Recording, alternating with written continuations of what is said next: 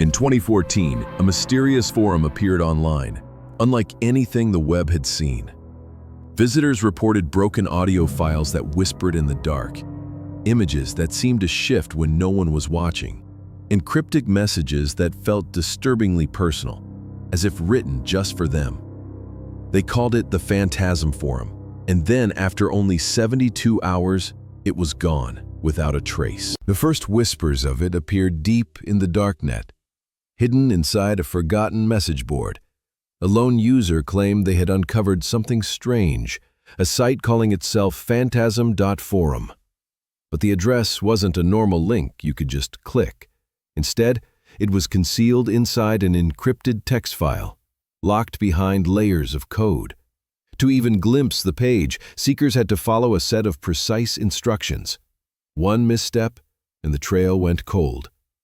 Those who made it through described the process as unsettling, as if the site itself was testing them, watching each move they made. And only the most persistent or the most reckless ever reached the forum's shadowed gates. Those who finally made it inside described an experience that felt instantly wrong. There was no welcome page, no forum categories, no instructions of any kind, just a black screen. And at its center, a single clock. Its digits glowed faintly, counting down from 72 hours. No explanation, no context, no rules. Every tick of that clock felt heavy, deliberate, like it was waiting for something or someone. Visitors said the silence was the most disturbing part, as if the site itself was holding its breath, daring them to wait and see what would happen when the numbers reached 0.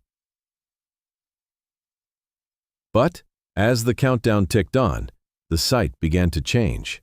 New sections unlocked in fragments, almost as if the forum was waking up.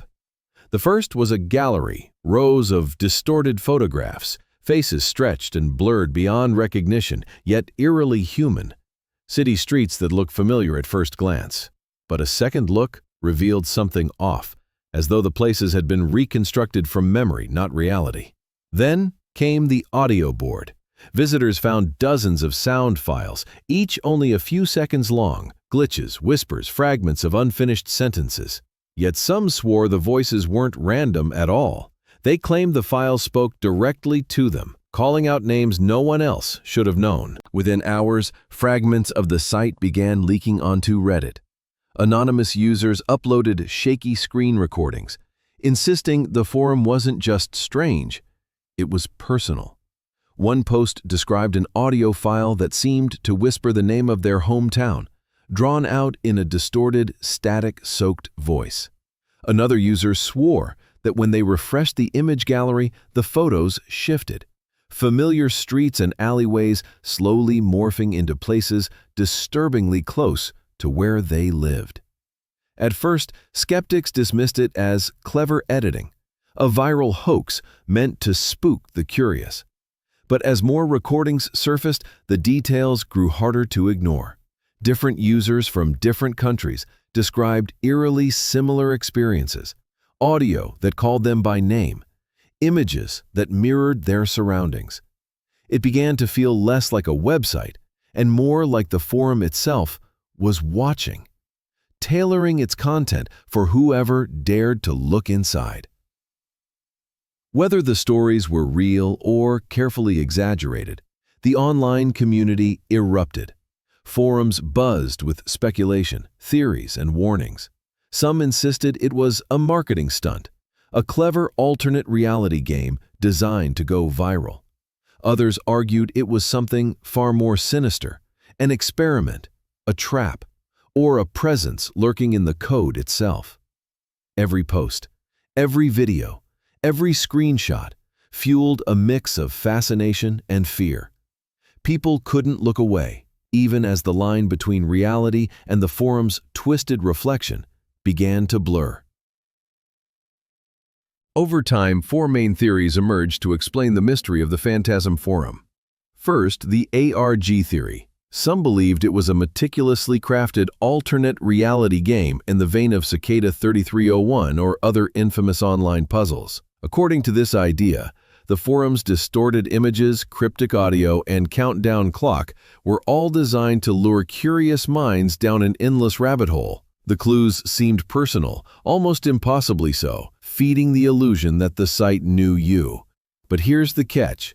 Despite countless attempts by the most skilled puzzle solvers, no one ever found a next stage. The forum appeared complete, as if it had no intention of letting anyone progress further. For many, that only deepened the mystery. If it were a game, why deny its players a payoff? Then there was the psychological experiment theory. Some suggested a more clinical explanation.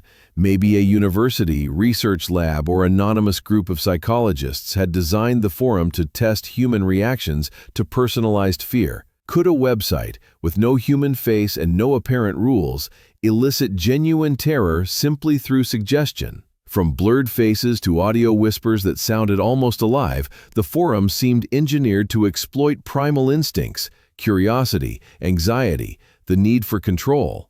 Creepy, yes, but entirely plausible. And yet, if it were an experiment, why delete all traces so quickly, leaving nothing behind to study? The third theory was darker still, the cult recruitment hypothesis. Some whispered that the Phantasm Forum wasn't a game or a study, but a recruitment tool for an unseen digital cult. Perhaps the distorted visuals and intimate audio were designed to isolate and manipulate vulnerable minds, drawing them closer through fear and obsession.